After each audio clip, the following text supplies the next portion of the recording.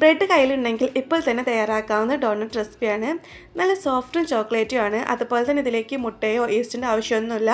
ഒരു 10 മിനിറ്റ് കൊണ്ട് തന്നെ തയ്യാറാക്കാവുന്ന ഒരു ഈസി റെസിപ്പിയാണ്. എങ്ങനെ ഉണ്ടാക്കാൻ നോക്കാം. അതിനായിട്ട് ബ്രെഡിനെ ബ്രൗൺ സൈഡ് ഒന്ന് കട്ട് ചെയ്ത് മാറ്റാം. എത്ര ക്വാണ്ടിറ്റിയിലാണ് നമുക്ക് ആവശ്യമുള്ള അതിനനുസരിച്ച് ബ്രെഡ് എടുക്കാവുന്നതാണ്. ഞാൻ ഇവിടെ ഒരു പാക്കറ്റ് ബ്രെഡ് എടുത്തിട്ടുള്ളത്. അതിൽ എനിക്ക് 8 ഡോണറ്റാണ് തയ്യാറാക്കാൻ കഴിഞ്ഞിട്ടുള്ളത്.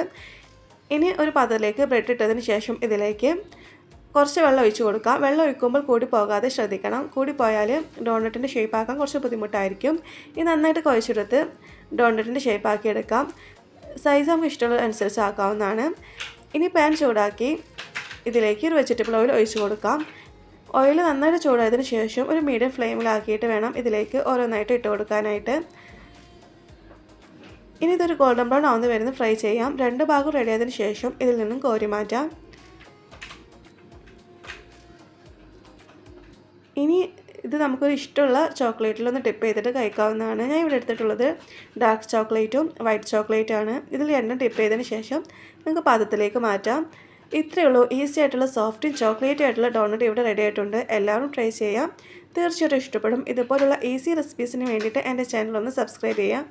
വീഡിയോ ഇഷ്ടമായ ലൈക്കും കമൻറ്റും ചെയ്യാനും മറക്കരുത്.